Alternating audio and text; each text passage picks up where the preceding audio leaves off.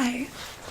I'm not sure if I'm in exactly the right spot, but I'm here for a meeting with President Eisenhower and Vice President Nixon. Great. It is probably under the name of my associate. His name is Val. VAL. Valiant. Valiant. THOR. Just one R. Yeah. Perfect. My name? You can just call me Jill. Yeah. Nope. No last name. Just Jill. I don't have one. I don't have a last name. It's just Jill. You can put that down. Anyway, so sorry. I am a bit late. I tell you, galactic space travel is just really screwing up my schedule these days.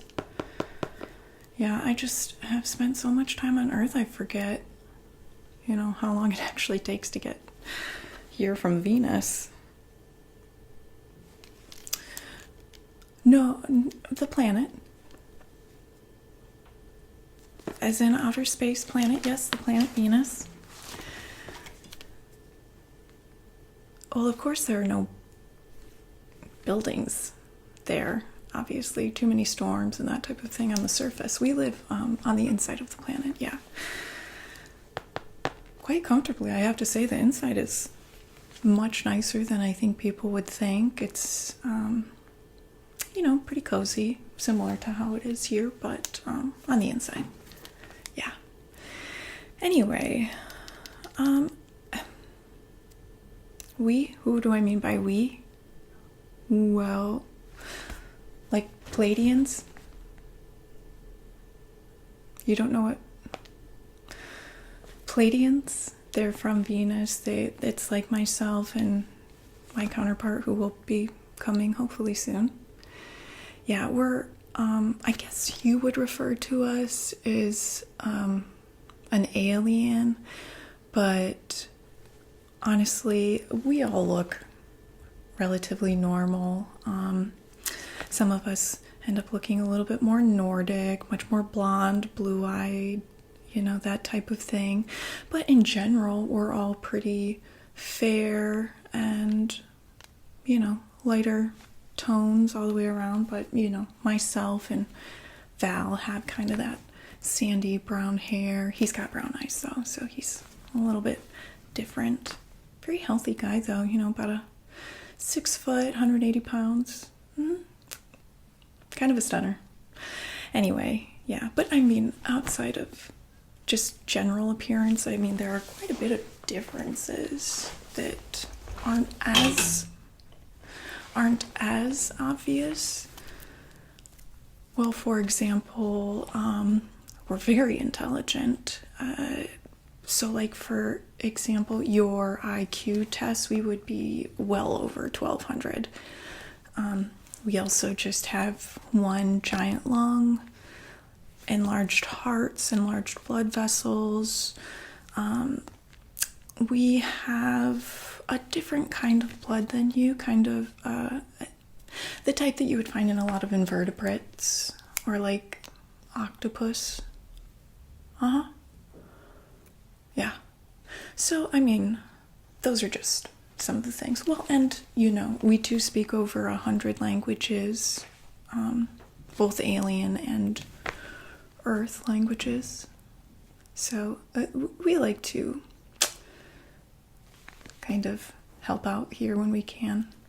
Hitler was really obsessed with us, though. The whole Aryan-looking thing. He was a weirdo. Really terrible guy. Wish he did not choose us to be his example, or maybe could have listened to the message that we were trying to send, but no, he just kind of took it and did his own thing. Anyway, yeah, but overall, even though you guys are kind of like really into war, it seems like the Council of 12 have not lost hope in you guys. Oh, are you new? You don't seem to be very informed on some of this stuff. That's okay. No, that's no problem. I'm happy to fill you in. The Council of 12, let's see, how would I put this? It would be more or less a group of metaphysical beings from all over, different dimensions, different time and space, planes of existence, that type of thing. Some you might be familiar with would be like Nikola Tesla or the Buddha, Jesus. Huh. That's Jesus? That's what you think he looks like? Interesting.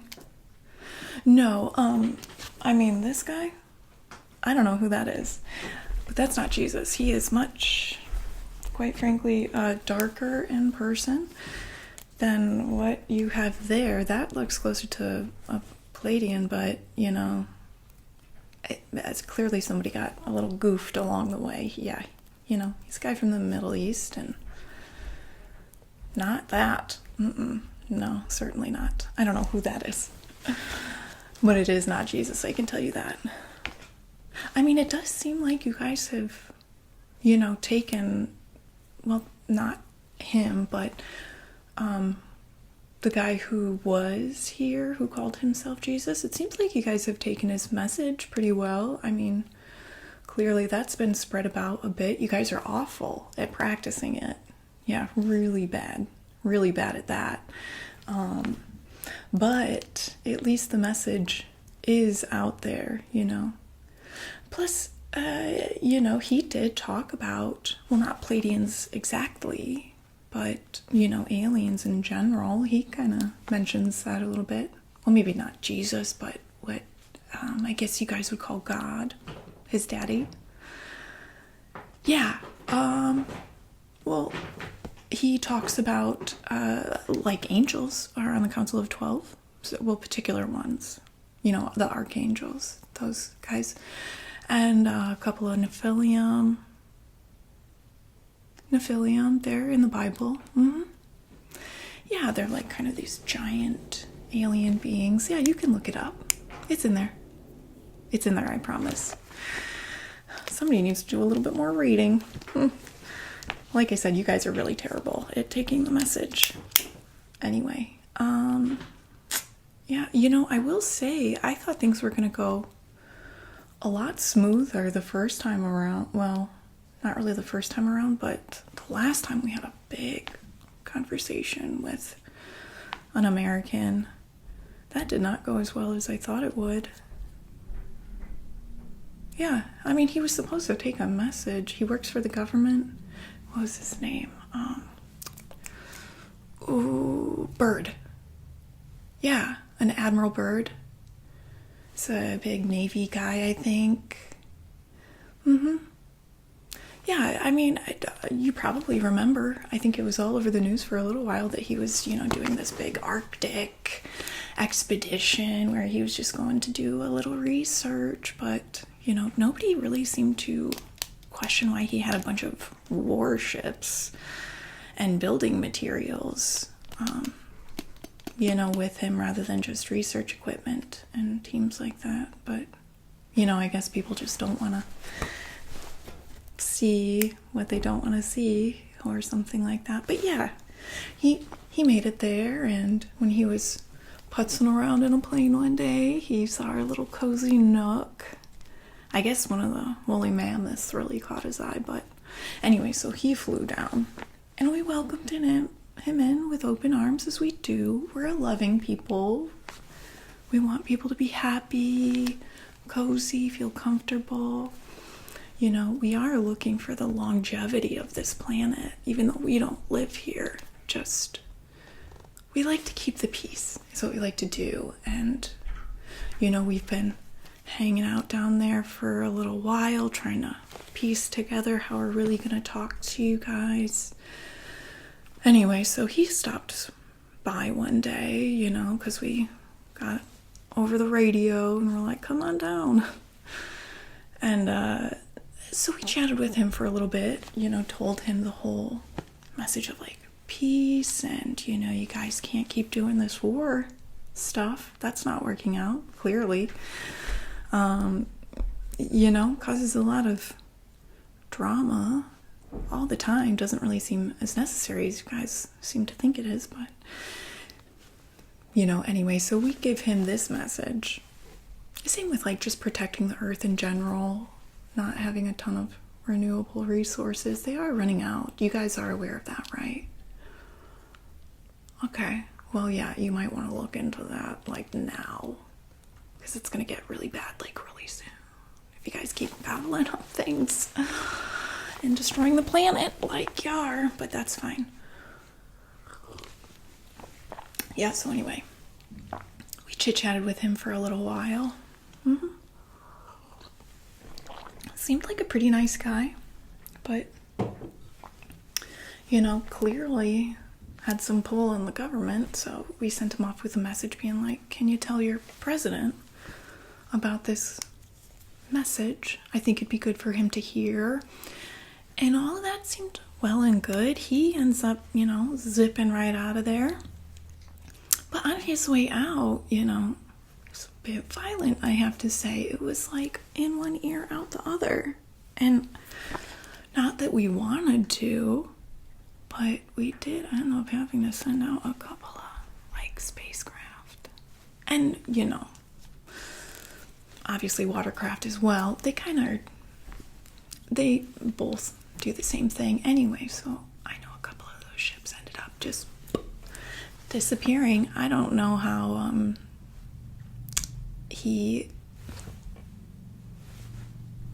Is this yours? Wow. Not as friendly as I thought.